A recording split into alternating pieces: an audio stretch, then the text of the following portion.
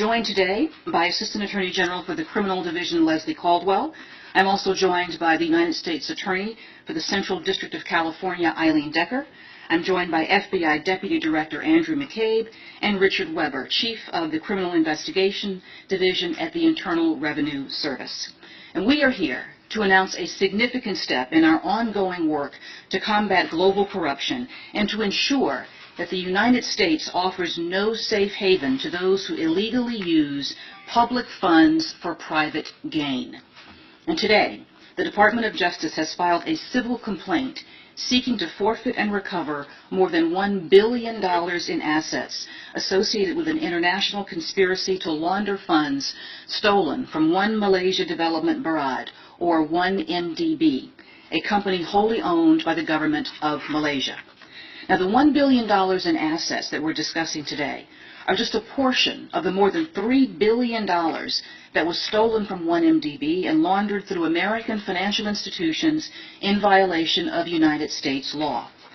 1MDB was created by the Malaysian government to promote economic development through international partnerships and foreign direct investment, with the ultimate goal of improving the well-being of the Malaysian people.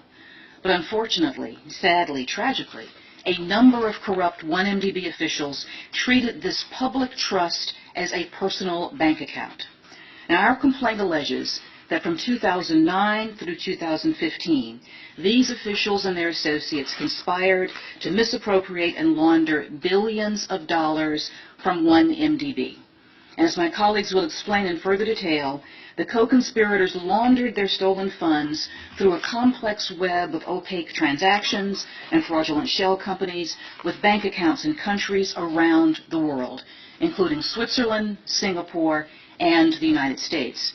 Now, the funds were then used to purchase a range of assets for the conspirators and their relatives and associates, including high-end real estate in New York and Los Angeles, artworks by Vincent van Gogh, Claude Monet, and a jet aircraft.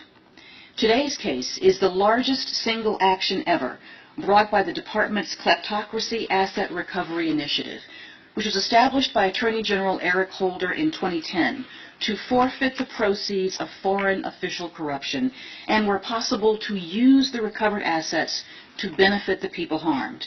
This case, and the Kleptocracy Initiative as a whole, should serve as a sign of our firm commitment to fighting international corruption.